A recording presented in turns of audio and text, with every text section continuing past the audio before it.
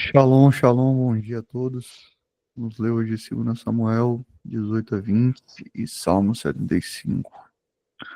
Davi passou em revista o exército e nomeou os comandantes de batalhões de 1.000 e de 100. Davi dividiu o exército em 3 companhias, uma sob o comando de Joabe, outra sob o comando de Abissai, irmão de Joabe, filho de Zeruia, e outra sob o comando de Itai, o Giteu.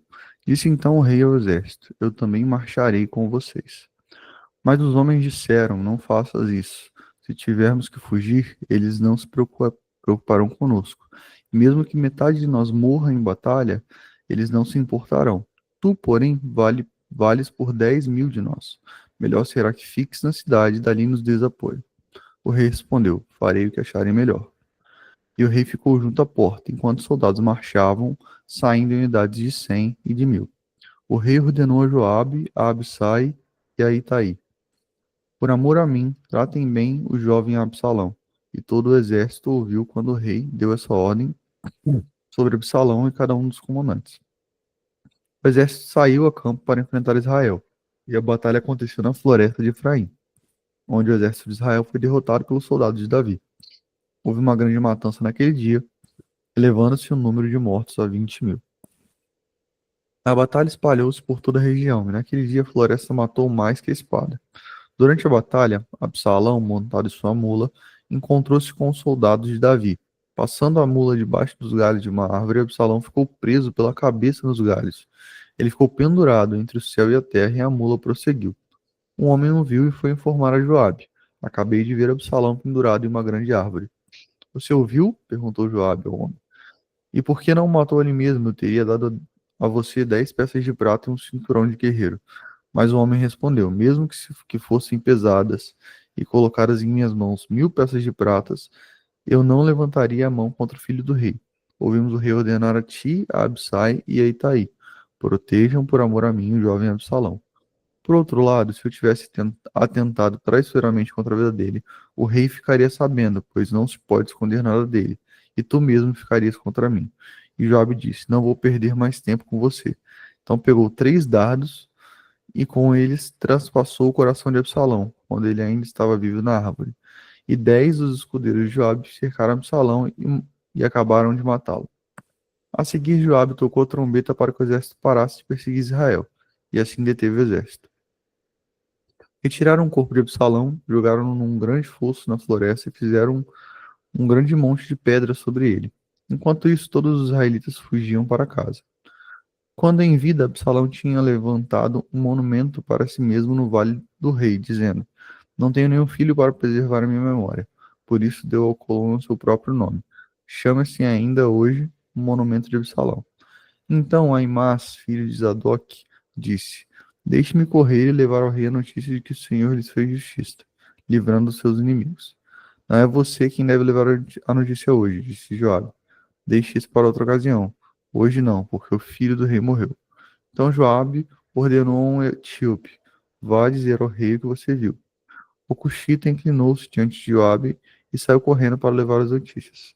Todavia, Aimás, filho de Zadok, disse de novo a Joabe: Não importa o que aconteça, deixe-me ir com o cuxita. Joabe, porém, respondeu: Por que quer tanto ir, meu filho? Você não receberá nenhuma recompensa pela notícia. Mas ele insistiu: Não importa o que aconteça, quero ir. Disse então Joabe: Pois vá. E Aimás correu pelo caminho da planície e passou à frente do cuxita. Davi estava sentado entre a porta interna e a externa da cidade. E quando a sentinela subiu o terraço sobre a porta junto à muralha, viu um homem que vinha correndo sozinho. A sentinela gritou avisando o rei. O rei disse: Se ele está sozinho, deve trazer boa notícia. E o homem foi se aproximando.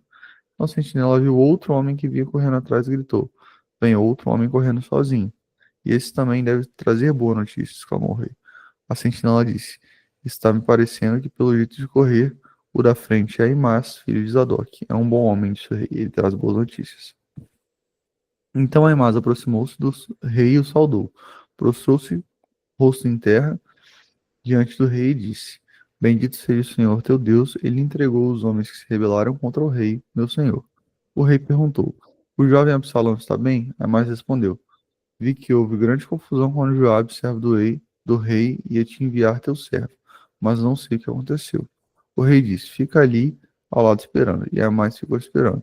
Então Cushita chegou e disse: Ó rei, meu senhor, ouve a boa notícia. Hoje o Senhor te livrou de todos que te levantaram contra ti.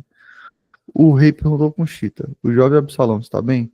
O Cushita respondeu: Os inimigos do rei, meu senhor, e todos que se levantaram para lhe fazer o mal, acabem como aquele jovem. Então o rei abalado subiu ao quarto que ficava por cima da porta e chorou. Foi subindo e clamando: Ah, meu filho Absalão, meu filho Absalão. Quem me dera ter morrido em seu lugar. Ah, Absalão, meu filho, meu filho. Capítulo 19. Informaram a Joabe que o rei estava chorando e se lamentando por Absalão. E para todo o exército, a vitória daquele dia se transformou em luto, porque as tropas ouviram dizer: O rei está de luto por seu filho. Naquele dia, o exército ficou em silêncio na cidade, como fazem os que fogem humilhados na batalha. O rei, com o rosto coberto, gritava: Ah, meu filho Absalão! Ah, Absalão, meu filho, meu filho! Então Joabe entrou no palácio e foi falar com o rei. Hoje humilhastes todos os teus soldados, os quais salvaram a tua vida, bem como a dos teus filhos e filhas, e de tuas mulheres e concubinas. Amas os que te odeiam e odeias os que te amam. Hoje deixaste claro que os comandantes e os soldados não significaram nada para ti. Vejo que ficais satisfeitos se hoje Absalão estivesse vivo e todos nós mortos. Agora vai e encoraja teus soldados. Juro pelo Senhor que se não fores, nenhum só deles permanecerá contigo essa noite. O que para ti seria pior do que todas as desgraças que já te aconteceram desde a juventude. Então o rei levantou-se e sentou-se junto à porta da cidade. Quando o exército soube que o rei estava sentado junto à porta da cidade, todos os soldados foram até ele. Enquanto isso, os israelitas fugiam para casa. Em todas as tribos de Israel, o povo discutia, dizendo: Davi nos livrou das mãos de nossos inimigos, foi ele que nos libertou dos filisteus. Mas agora fugiu do país por causa de Absalão. E Absalão, a quem tínhamos ungido rei, morreu em combate. E então, por que não falam em trazer o rei de volta? Quando chegou aos ouvidos do rei, que todo Israel estava comentando, Davi mandou o seguinte mensagem aos sacerdotes Zadok e Abiatar: Perguntem às autoridades de Judá por que vocês seriam os últimos a conduzir o rei de volta ao seu palácio. Vocês são meus irmãos, sangue do meu sangue. Por que, então, seriam os últimos a ajudar no meu retorno? E digam a Amassá: Você é sangue no meu sangue, que Deus me castigue com todo rigor se, de agora em diante, você não for comandante do meu exército em lugar de Joabe. As palavras de Davi conquistaram a lealdade unânime de todos os homens de Judá, e eles mandaram dizer ao rei que voltasse com todos os seus servos. Então o rei voltou e chegou ao Jordão, e os homens de Judá foram a Gigal, ao encontro do rei, para ajudá-lo a atravessar o Jordão. Simei, filho de Gerá, benjamita de Baurim, foi depressa com os homens de Judá para encontrar-se com o rei Davi. Com ele estavam outros 1000 benjamitas e também Zibá, supervisor da casa de Saul, com seus 15 filhos e 20 servos.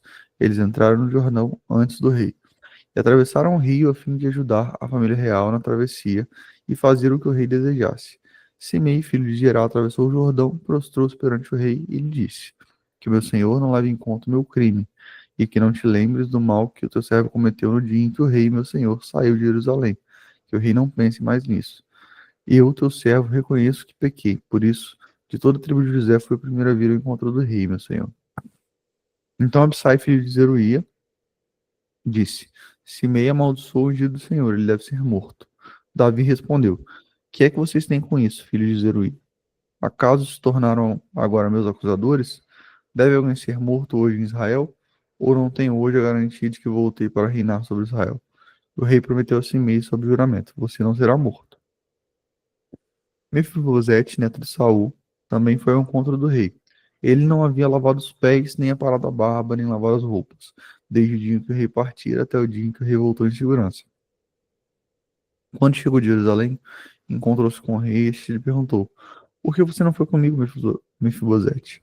Ele respondeu: Ó rei, meu senhor, eu, teu servo, sendo aleijado, mandei selar o meu jumento para montá-lo e acompanhar o rei. Mas o meu servo me enganou. Ele falou de mal de mim ao rei, meu senhor. Tu és como um anjo de Deus, faz o que achares melhor. Todos os descendentes do meu avô nada mereciam do meu senhor e rei, senão a morte. Entretanto, deste a teu servo um lugar entre os que comem a tua mesa. Que direito tenho eu, pois, de pedir qualquer outro favor? Disse-lhe então o rei: Você já disse o suficiente. Mereces não que você e Zibá dividam a propriedade.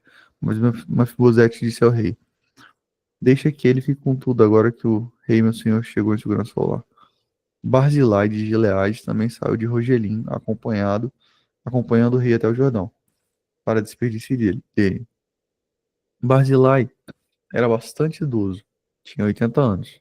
Foi ele que sustentou o rei durante essa permanência em Manaim, pois era muito rico. O rei disse a Barzilai: Venha comigo para Jerusalém, e eu cuidarei de você. Barzilai, porém, respondeu: Quantos anos de vida ainda me restam para que eu vá com o rei e viva com ele em Jerusalém? Já fiz 80 anos. Como eu poderia distinguir entre o que é bom e o que é mal? Será que hoje o teu servo ainda pode substituir? Perdão,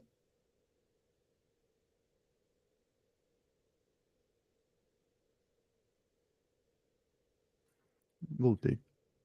Será que hoje teu servo ainda pode sentir o gosto daquilo que come e bebe? Posso ainda apreciar a voz dos homens e mulheres cantando? Eu seria mais um peso para ti, meu rei e meu senhor. Teu servo acompanhará o rei um pouco mais, atravessando o Jordão, mas não há motivo para uma recompensa dessa. Permita que teu servo volte, e que eu possa morrer na minha própria cidade, perto do túmulo do meu pai e da minha mãe. Mas aqui está o meu servo Quimã. Que ele vá com meu senhor e rei, faze por ele o que achares melhor. O rei disse: Quimã virá comigo. Farei por ele o que você achar melhor, e tudo mais que desejar a mim eu farei por você.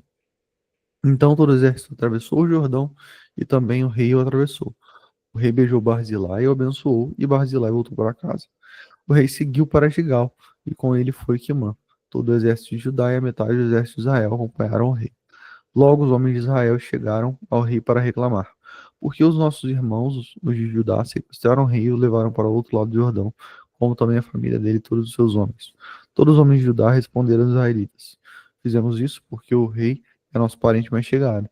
Por que vocês estão irritados? Acaso comemos as provisões do rei ou tomamos alguma coisa dele? Então os israelitas disseram aos homens de Judá: Somos 10 com o rei, e muito maior é o nosso direito sobre Davi do que o de vocês. Por que nos desprezam? Nós fomos os primeiros a propor o retorno do nosso rei. Mas hoje os Judá falaram ainda mais asperamente do que os israelitas. Vamos para o capítulo 20. Também estava lá um desordeiro chamado Seba, filho de Bicri, de Benjamim. Ele tocou a trombeta e gritou: Não temos parte alguma com Davi, nem uma herança com o filho de Jessé, para casa todos, ó Israel. Então todos Israel abandonaram Davi para seguir Seba, filho de Biquri. Mas os de Judá permaneceram com seu rei e o acompanharam desde o Jordão até Jerusalém. Quando Davi voltou ao palácio em Jerusalém, mandou confinar numa casa sob guarda as 10 concubinas que tinha tomado conta do palácio. Ele as sustentou, mas nunca mais as possuiu. Ficaram confinadas, vivendo como viúvas até a morte. E o rei disse a Amazar: Convoque os homens de Judá e dentro de 3 dias apresente-se aqui com eles. Mas Amazar levou mais tempo para convocar Judá do que o prazo estabelecido pelo rei. Disse, disse então Davi a Absai: Agora Seba, filho de Bicri, será pior para nós do que Absalão. Chame os meus soldados e persiga-o, antes que ele encontre alguma cidade fortificada e depois nos arranque os olhos. Assim os soldados de Joabe, os Queretitas, os Peletitas e todos os guerreiros saíram de Jerusalém para perseguir Seba, filho de Bicri. Quando estavam junto à grande rocha de Gibeon, Amassá encontrou com eles. Joabe vestia-se de seu traje militar e tinha um cinto com um punhal na bainha. Aproximou-se de Amassá, deixou cair a adaga. Como vai, meu irmão? Disse Joabe, pegando Amassá pela barba com a mão direita para beijá-lo. E Amassá, não percebendo o punhal na mão esquerda de Joabe, foi por ele golpeado no estômago. Suas entranhas se derramaram no chão e ele morreu, sem necessidade de um segundo golpe. Então Joabe, Abissai e seu irmão perseguiram Seba, filho de Bequir. Um dos soldados de Joabe ficou ao lado do corpo de Amassá e disse: Quem estiver do lado de Joabe, Davi, que siga Joabe. Amassá jazia numa poça de sangue no meio da estrada. Quando o homem viu que todos os que se aproximavam do corpo de Amassá paravam, arrastou-o para fora da estrada e o cobriu com uma coberta. Depois que o corpo de Amassá foi retirado da estrada, todos os homens seguiram com Joabe em perseguição a Seba, filho de Bequir. Seba atravessou todas as tribos de Israel e chegou até Abel-Bet-Maacá. E todos os bicritas se reuniram para segui-lo. O exército de Joabe veio e cercou Seba em Abel-Bet-Maacá. Eles construíram contra a cidade uma rampa que chegou até a muralha externa.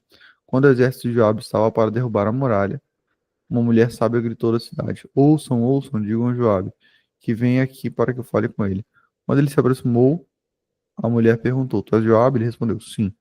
Ela disse: Ouve o que a tua serva tem para dizer-te. Estou ouvindo, disse ele.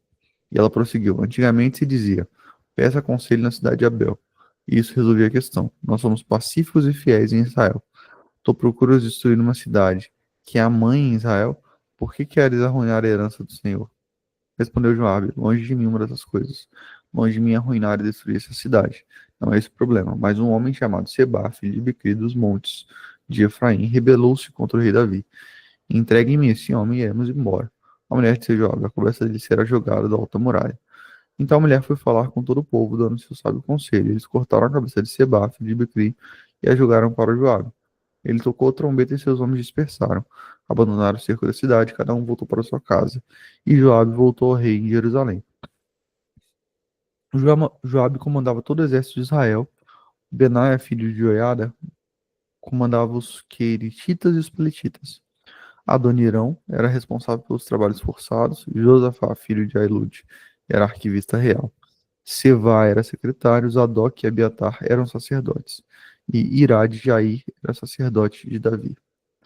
Salmos, capítulo 75. Damos-te graças, ó Deus. Damos graças, pois perto está o teu nome. Todos falam dos teus maravilhosos feitos. Tu dizes: Eu determino o tempo em que julgarei com justiça. Quando treme a terra com todos os seus habitantes, sou eu que mantenho firme as suas colunas. Aos arrogantes digo: parem de vangloriar-se, e aos ímpios, não se rebelem. Não se rebelem contra os céus, não falem com insolência. Não é do Oriente, nem do Ocidente, nem do deserto que vem a exaltação. É Deus quem julga, humilha um, a outro exalta. Na mão do Senhor está um cálice cheio de vinho espumante misturado. Ele o derrama e todos os ímpios da terra bebem até a última gota. Quanto a mim, para sempre anunciarei essas coisas, cantarei louvores a Deus de Jacó. Destruirei o poder de todos os ímpios, mas o poder dos justos aumentará. É isso.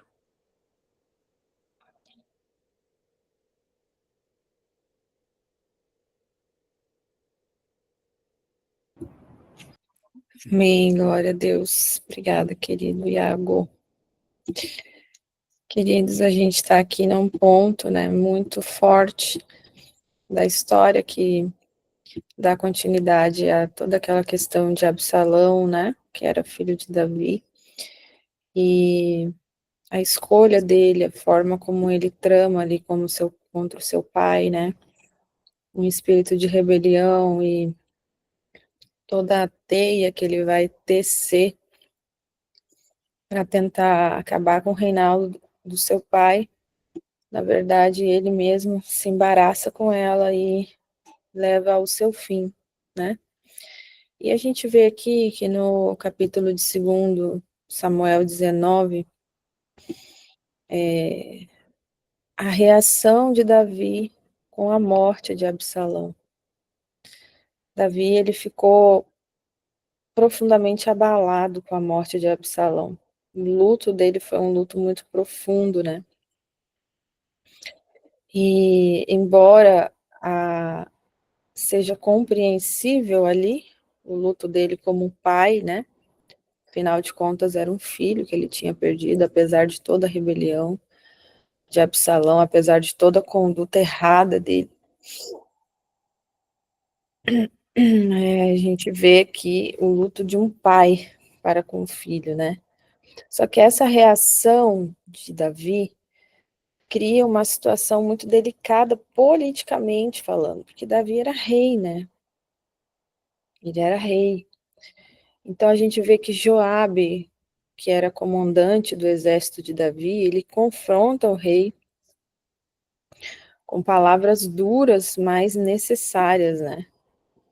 E aí Joabe vai dizer: hoje envergonhasse a face de todos os teus servos, que hoje salvaram a tua vida e a vida de teus filhos e das tuas filhas, pois amas os que te odeiam e odeias os que te amam, porque hoje dás a entender que nada valem para ti os capitães, servos, e hoje reconheço que se Absalão vivesse, todos nós estivéssemos mortos hoje. Então isso seria agradável aos teus olhos? É uma forte repreensão aqui, né?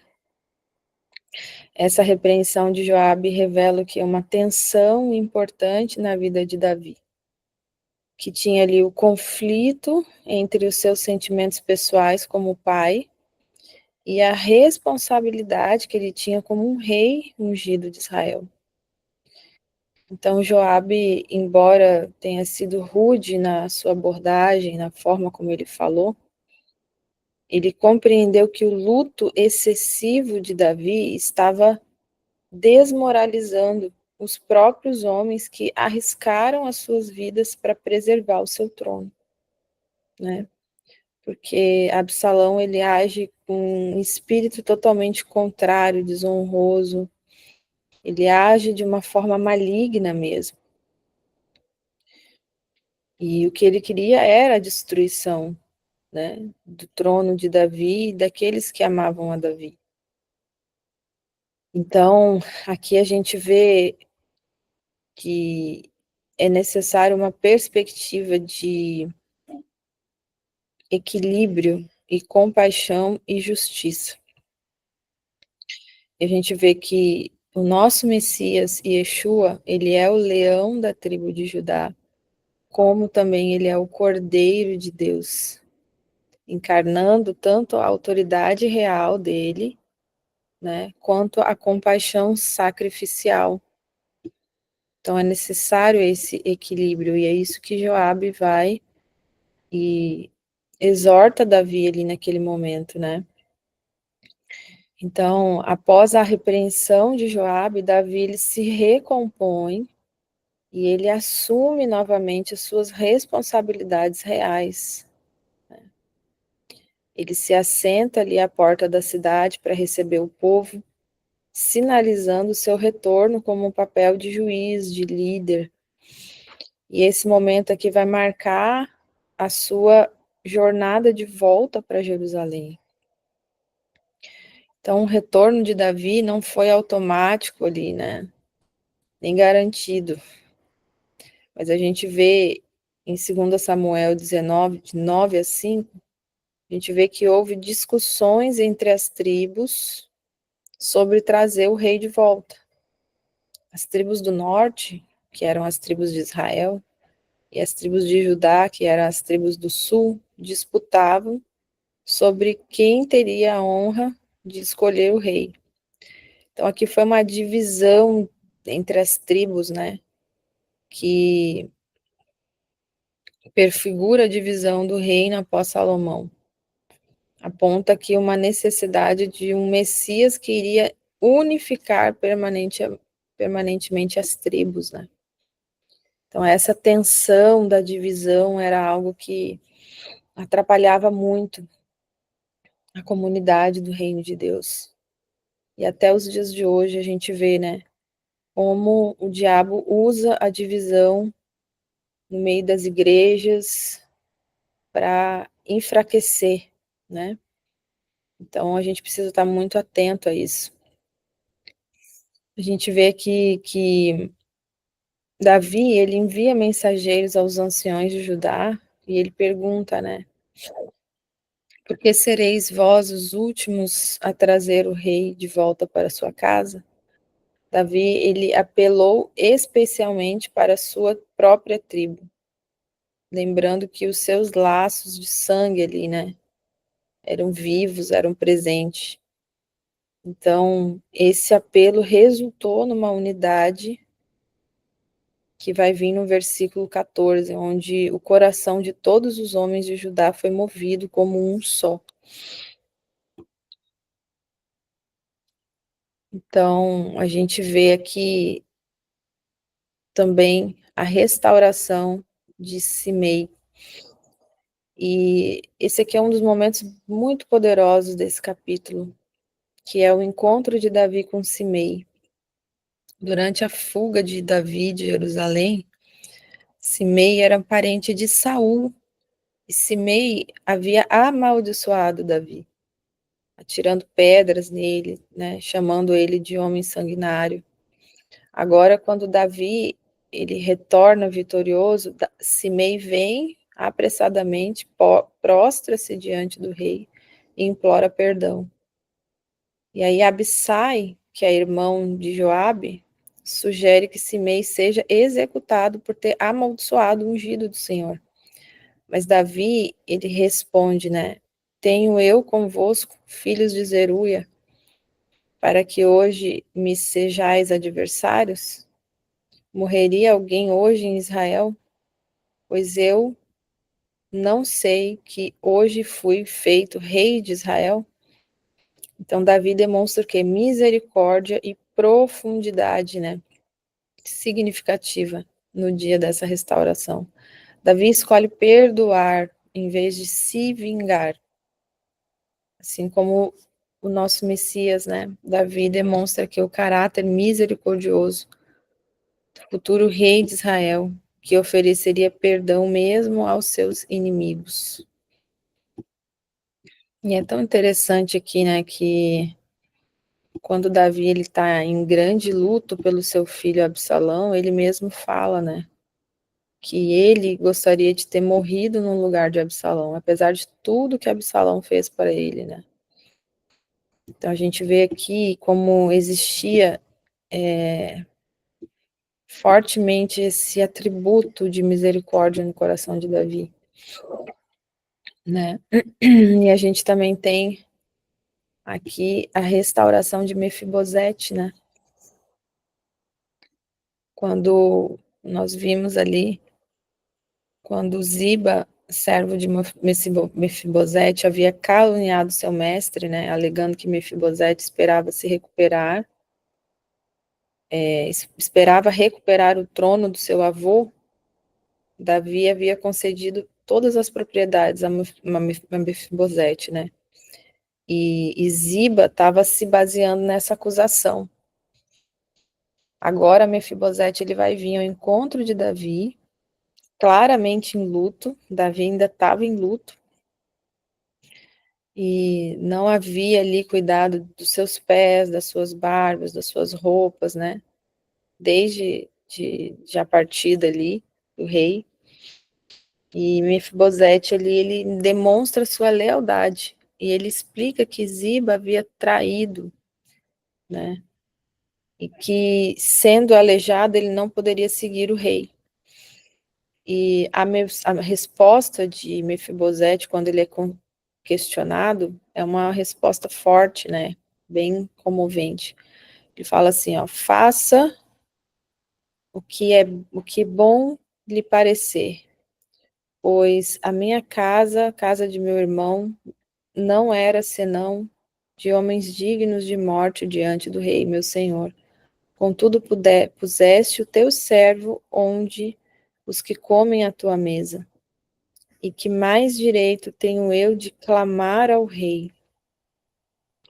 Então Davi decide, né, dividir as terras entre Mefibosete e Ziba. É uma solução que parece menos que perfeita, mas reflete aqui uma complexidade das situações que um rei enfrenta, né? Mefibosete, por sua vez, ele demonstra o quê? Um coração cheio, né?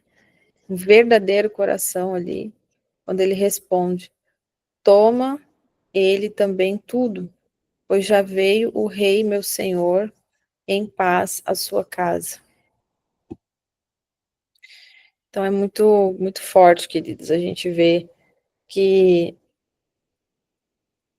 a situação de um líder é muito desafiadora. A situação daqueles que lideram, né, que tem óleo na cabeça, que tem responsabilidade, que tem a incumbência de cuidar das coisas do Senhor, de cuidar de outras pessoas, é realmente algo muito desafiador. E só quando você exerce isso, você tem a dimensão de como é, né? Na verdade, de quão desafiador é, de quão maravilhoso é, mas de quão desafiador é também. A gente vê aqui nessa porção de hoje a restauração após sofrimentos, né? Davi, ele passa literalmente pelo vale da sombra antes dele ser restaurado ao trono. assim como Yeshua, né, também iria passar pelo sofrimento antes de ser exaltado. A gente vê aqui a misericórdia de Davi para com Simei, que foi um homem que amaldiçoou ele, e Davi prontamente libera o perdão para ele, né? Assim como Yeshua também, ele perdoou aqueles que zombaram dele, que riam dele no momento ali da cruz, e ele fala: Pai, perdoa-lhes porque eles não sabem o que fazem.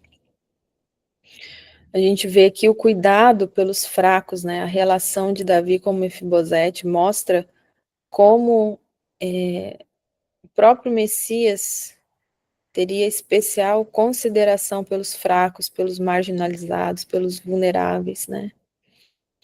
E a unificação pelo povo dividido, o esforço de Davi sempre para reunir as tribos. É um esforço muitas vezes descomunal, porque a divisão ela é algo que ela permeia de forma muito silenciosa nos corações, sabe? Mas ela causa um transtorno terrível, porque a própria palavra estabelece um princípio em relação à divisão, que a casa dividida não subsistirá. Então o inferno ele trabalha de forma ávida para tentar trazer divisão dentro das igrejas, dentro do reino, né? Porque muitas vezes a gente fala assim de igrejas como se fossem apenas igrejas locais, mas nós somos o povo de Deus, nós fazemos parte de um reino que milita, né, para trazer luz para as nações. Então, as igrejas deveriam ter essa unidade, né? Deveriam estar firmadas na palavra e viver em unidade. E a gente vê como o inferno trabalha para causar divisão, né? E Davi aqui, ele tinha um grande esforço em reunir as tribos, e isso aponta para o papel do Messias, né, como aquele que vai reunir todas as tribos e todas as nações sob o seu governo. Queridos, vai chegar o tempo em que toda essa divisão vai cair por terra. Vai chegar o tempo em que o nosso Messias, ele vem e ele reunirá todas as tribos de Israel e toda a sua eclésia, toda a sua igreja, como um só corpo verdadeiramente, onde a unidade ela mostrará a sua potência real no reino do eterno. E a gente vê aqui como Davi, ele retorna de forma triunfal a Jerusalém. Apesar de toda a dor, todo o luto que ele estava sentindo, ele retorna de forma triunfal, ele volta para Jerusalém. E aqui também prefigura a entrada triunfal do Messias em Jerusalém, né? No sentido mais amplo, no seu retorno final, quando ele volta finalmente para restabelecer o seu reino.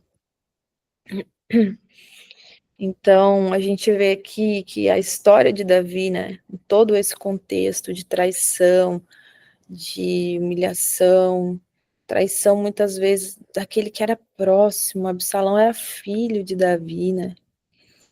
Então, muitas vezes você ali é traído por alguém que está muito próximo de você, alguém que você amou, que você cuidou, que você estendeu a mão, levou para um caminho, fez crescer, alimentou, né? Então, realmente é uma dor muito grande, e além disso, a dor do luto, ao ponto de Davi falar que se ele pudesse, ele teria morrido por Absalão, porque Davi amava Absalão, apesar de tudo aquilo que ele lhe causou.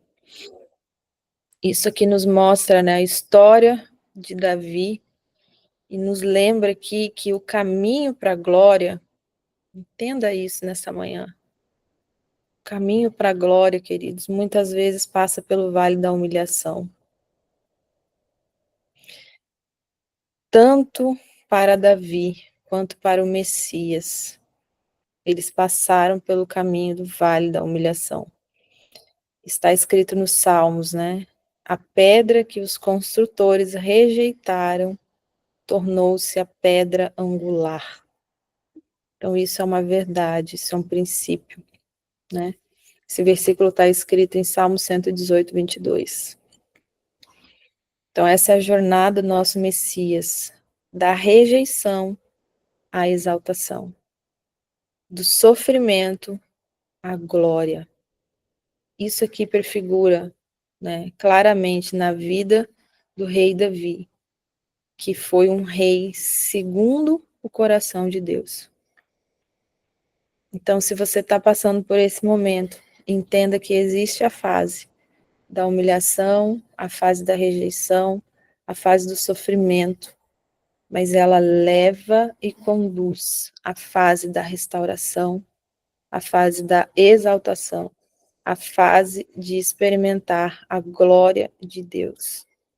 Amém? Que o Senhor possa te fortalecer nessa manhã, profundamente, e que você seja renovado no Senhor. Entenda que Ele está no controle de todas as coisas, mantenha o coração puro e reto, e se firme na presença dEle, porque os dias de sofrimento, eles estão contados, eles terão fim, e finalmente você experimentará a glória que o Senhor tem para a sua vida. Amém? Deus abençoe vocês. Shalom, shalom, até amanhã.